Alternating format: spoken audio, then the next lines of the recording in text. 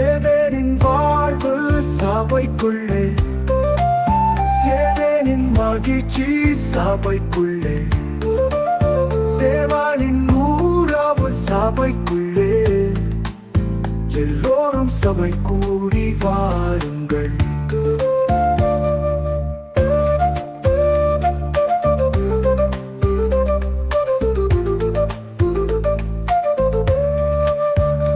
தேவ அன்பில் நிறைந்த சபையாக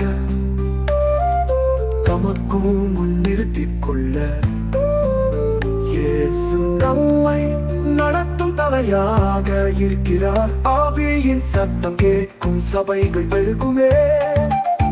ஏதேனின் வாழ்வு சபைக்குள்ளே, ஏதேனின் மகிழ்ச்சி சபைக்குள்ளே, தேவனின்